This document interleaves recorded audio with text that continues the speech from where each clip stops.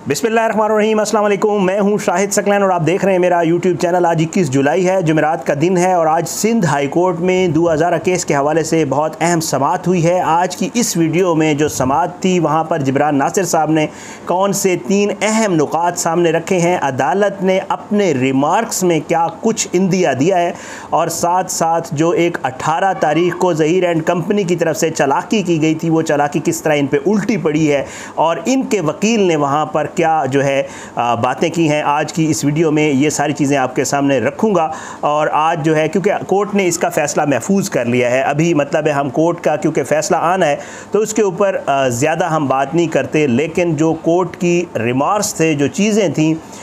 उनसे वाज़े तौर पे और वहाँ पर जो तफ्तीशी अफसर ने जो स्टेटमेंट दिया, जो एडवोकेट जनरल ने स्टेटमेंट दिया, जो वहाँ पर जो है जितने भी लोग आए हुए थे, गवर्नमेंट सिंध के सरकारी प्रोसिक्यूटर वगैरह जितने भी थे, उनका जो मौक़िफ़ था वो यही था कि दुआ ज़हरा की कराची में मौजूदगी ज़रूरी है, तफ्तीश के लिए भी, उसकी अपनी हिफाजत के लिए भी और उसकी केयर के लिए भी। ये सारे मामला जो है आज सिंध की हाई कोर्ट में हुए हैं। मैं सारी चीज़ें आपके सामने रख देता हूँ। इसका फ़ैसला तफसीली आना है, जब भी तफसीली फ़ैसला आएगा मैं इंशाल्लाह अलग वीडियो करूँगा, आपको पढ़ के सुनाऊँगा कि किन वजूहात के ऊपर क्या कुछ किया गया। और साथ साथ ज़हीर जो है वो कराची में मौजूद है, उसने वहाँ पर अपनी बेल भी अप्लाई किया, तो वो भी उसकी बेल वाली जो समाअत होगी उसकी भी तफसीलात इंशाल्लाह किसी अगली वीडियो में आपके सामने रखूँगा। ये जो मेरी वीडियो है ये सिंध हाई कोर्ट की जो आज की समाअत हुई है उसके ऊपर है। आप सबसे पहले मैं आपको बताऊँ कि जिब्रान नासिर साहब जो हैं उन्होंने आज दलाइल दिए थे सिंध बच्ची को जो है वो सिंध लाने के हवाले से। जिब्रान नासिर साहब ने मौक़िफ़ अपनाया कि जी 19 तारीख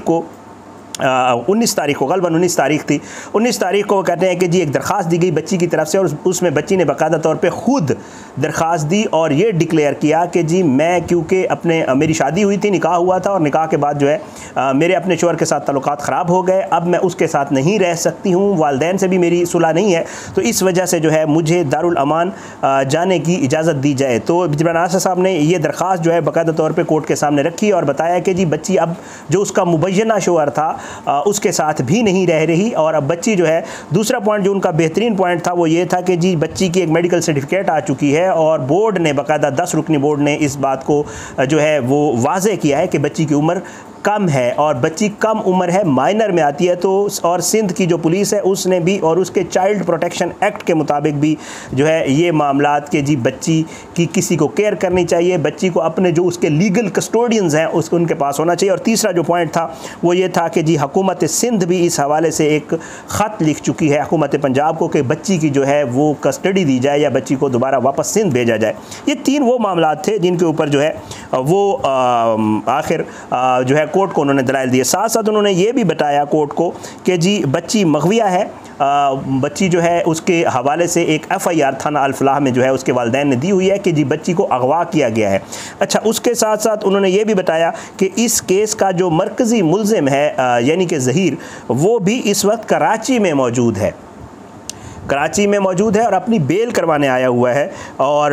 उसको भी कराची में मौजूद है। बच्ची के जो वालिदैन हैं वो भी कराची में मौजूद हैं, बच्ची के अगवा की जो FIR है वो भी कराची में है, ये मामला भी कराची का है और बच्ची जो है वो अलग लावारिस, क्योंकि जब दारुल अमान कोई औरत या बच्ची जाती है वो बाकायदा तौर पर एक रिटन स्टेटमेंट देती है कि वो लावारिस है, उसका कोई नहीं है, इसलिए हुकूमत उसे हिफ्ज़ व अमान दे, हुकूमत उसे तहफ़्फ़ुज़ दे और ऐसी जगह रहने की इजाज़त दी जाए जिसमें वो बिला खौफ व ख़तर हुकूमत की कस्टडी में रह सके। तो जिब्रान नासिर साहब ने बाकायदा तौर पे बताया कि जी अब बच्ची लावारिस है, बच्ची को वहाँ पे केयर करने वाला कोई नहीं है और वह दारुल अमान में है, तो क्योंकि सारे मामलात, इस केस की तफ्तीश, इस केस का मरकज़ी मुल्ज़िम, इस केस के सारे जितने भी मामलात हैं वो कराची या सिंध में चल रहे हैं, तो एक बच्ची जो जिसका स्टेटस FIR में मग़विया का है उसमें उसका लाहौर में रहना जो है वो ठीक नहीं है। तो इसलिए उन्होंने इस्तदा की कि जी बच्ची को कराची शिफ्ट किया जाए, क्योंकि अगर वो वहाँ दारुल अमान में है तो जिब्रान नासिर साहब ने कहा कि मैं ये नहीं कहता हूँ कि बच्ची को वालिदैन के हवाले कर दिया जाए,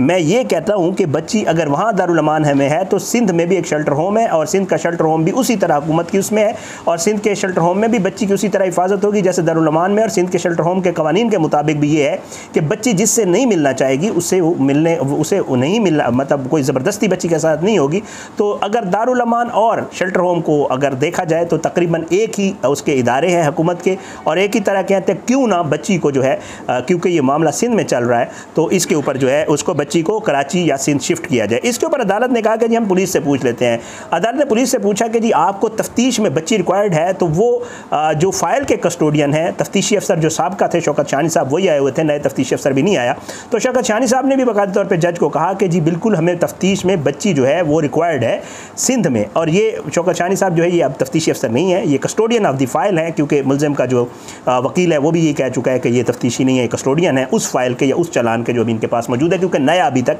वकील नहीं आया है। तो तफ्तीशी अफसर ने भी कह दिया कि जी बच्ची हमें सिंध में रिक्वायर्ड है। उसके बाद अदालत ने पूछा एजी साहब से कि जी आप समझते हैं, जो सरकारी वकील है उससे भी पूछा कि जी आप समझते हैं बच्ची को कराची में होना चाहिए। तो 3 लोगों से पूछा गया जिसके ऊपर जो है वो उन तीनों ने यही जवाब दिया और उनका यही मुत्तफिक का जवाब था कि जी बच्ची हमें कराची में चाहिए, तफ्तीश के लिए भी चाहिए, वैसे भी बच्ची को कराची में होना चाहिए और कराची में उसकी केयर की जाएगी। बहरहाल जी उसके बाद फ़ैसला जो है वो अदालत ने महफूज किया है। एक चीज़ जो वहाँ पर ज़हीर का जो वकील गया हुआ था उसने ये कहा कि जी इनके बैंक अकाउंट्स जो है वो मुंजमिद है। इसके ऊपर अदालत ने कहा कि जी किन के बैंक अकाउंट्स, तो उसने कहा कि जी ज़हीर के तो बैंक अकाउंट नहीं है, लेकिन यह है कि शब्बीर के जो बैंक अकाउंट्स हैं वो अपना मुंजमिद हैं। तो अदालत ने कहा कि जी आप यहाँ पर वकील तो ज़हीर के बन के आए हैं, यहाँ पर शब्बीर मौजूद भी नहीं है, तो आप कैसे कह सकते हैं कि जी, और अगर आपको ज़हीर का कोई अकाउंट है जो कि आपका क्लाइंट है, अगर उसका कोई अकाउंट मुंजमिद है और आप चाहते हैं वो खुल जाए तो आप उसके लिए एक अलग दरख्वास्त दें, जिसके ऊपर ज़ाहिर बात है फिर वकील साहब खामोश हो गए, क्योंकि शब्बीर अभी इस केस में शब्बीर नामजद ज़रूर है लेकिन ना उसने अदालत के सामने सरेंडर किया है। तो इसलिए इस शब्बीर का जो स्टेटस है वो इश्तिहारी या मफरूर वाला है, बिकॉज़ वो अदालत को ना उसने सरेंडर किया और ना वो शामिल तफ्तीश हुआ। तो इस वजह से उन्होंने कहा कि जी ज़हीर का कोई अकाउंट नहीं है, शब्बीर के अकाउंट है। तो अदालत ने कहा इसका इस केस से कोई ताल्लुक नहीं है, ज़ाहिर है, क्योंकि अगर ज़हीर का होता और आप ज़हीर की तरफ से आए हुए तो फिर इसके ऊपर आप अलग से दरख्वास्त देते और उसको भी हम देख लेते। उसके अलावा जो ज़हीर की तरफ से वकील पेश हुआ था उसने कहा कि जी बच्ची जो है उसको दारुल अमान में ही रहने दिया जाए, उसकी कराची जो है वो मुंतकिली ना की जाए, क्योंकि मुझे खैर थोड़ा सा क्योंकि टेक्निकल पॉइंट्स थे, मुझे थोड़ी सी जो समझ आई है वो यही है कि प्रीजुडिस हो जाएगा मामला। अगर बच्ची सिंध के शेल्टर होम में आ जाएगी तो शायद उससे कोई ऐसा बयान दिलवा दिया जाए या कोई, मुझे जो समझ आई है ये थोड़ी सी, क्योंकि टेक्निकल कोर्ट लैंग्वेज बड़ी टेक्निकल होती है, जजेस जो ज़बान इस्तेमाल करते हैं, वकला जो ज़बान इस्तेमाल करते हैं वो बड़ी टेक्निकल होती है। तो इसके ऊपर जो है उन्होंने कहा कि जी ये हो सकता है कि कल को बच्ची जो है उससे कोई ऐसा बयान दिलवा दिया जाए। मतलब उन्होंने मुखालफत की, जो ज़हीर का वकील था उसने मुखालफत की कि जी बच्ची की जो है वो कराची या सिंध मुंतकिली नहीं बनती है, दारुल अमान में बच्ची सेफ़ है और वहीं पर उसे रहने दिया जाए। बहरहाल अदालत ने ज़ाहिरी बात है ये कहा कि जी एक तो ये अदालत की तरफ से रिमार्क्स आए बाकायदा तौर पर कि बच्ची जो है वो कम उम्र है और बच्ची के बयान की कोई अहमियत नहीं है। बड़ी बात है, सिंध हाई कोर्ट के इकबाल कलोड़ो साहब जो है उन्होंने ये मार्क्स दिए कि बच्ची की उम्र कम साबित हो चुकी है, बच्ची कम उम्र है और जो कम उम्र बच्चा होता है उसकी अपनी कोई बयान की अहमियत नहीं होती। फिर उन्होंने कहा कि जी हम बच्ची को वालिदैन के पास तो भेजने का कह ही नहीं रहे, हम तो ये कह रहे हैं कि उसे दारुल अमान से शेल्टर होम सिंध में शिफ्ट कर दिया जाए। बहरहाल इस तरह के रिमार्क्स है अदालत की तरफ से। और जो आज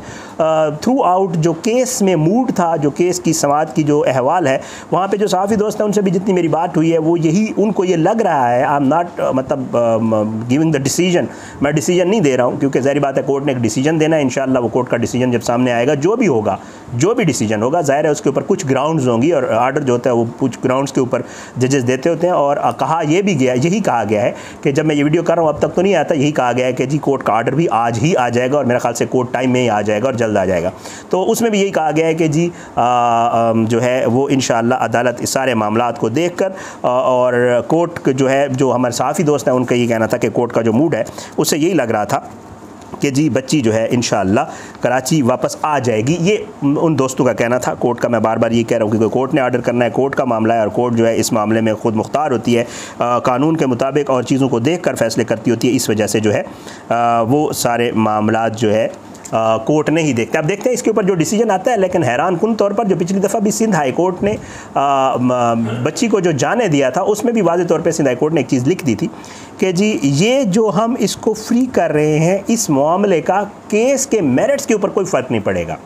केस के मेरिट्स ये हैं कि केस ट्रायल कोर्ट में चल रहा है और ट्रायल कोर्ट के अलावा अभी तक काज़मी साहब वगैरह और उनके वकला गए नहीं हैं इस निकाह के तनसीख या इस मामलों की तरफ, क्योंकि वो फैमिली कोर्ट और दूसरी कोर्ट्स में जाएगी, तो उसमें भी ये चीज़ें आड़े नहीं आएंगी। कानून के मुताबिक जितने भी जो है चीज़ें होंगी वो होंगी। बहरहाल अब देखते हैं इंशाअल्लाह इस कोर्ट का जो भी डिसीजन आता है, जब भी आएगा इंशाअल्लाह कोशिश होगी कि वो डिसीजन जो है आपके सामने बाकायदा पढ़ के और जो रिकॉर्ड के मुताबिक होगा इंशाअल्लाह फैक्ट्स के ऊपर वो आपके सामने चीज़ें रखेंगे। बहरहाल ये थी आज सिंध हाई कोर्ट की समाअत। दूसरी जो है वहाँ पे अहम डेवलपमेंट जो है वो ज़हीर की कराची में मौजूदगी और आज कोर्ट में पेश होना है।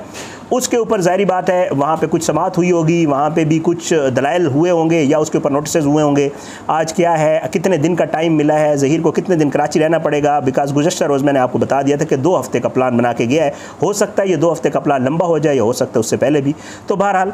देखते हैं इंशाअल्लाह इसके हवाले से जितनी भी अपडेट्स आएंगी कोशिश करेंगे आपको उसी तरह जो है आपको अपडेट करें। आज की इस वीडियो से इतना ही, आने वाली किसी वीडियो तक इजाज़त दे, अपनी दुआओं में याद रखा करें। अल्लाह पाकिस्तान कामी नासिर इसके खिलाफ साजिशें करने वालों को नस्तनाबूद करे, अल्लाह ज़ालिमों को इबरत का निशान बनाए, मज़लूमों को इंसाफ मिले। इजाज़त दें। पाकिस्तान जिंदाबाद। अल्लाह हाफ़िज़।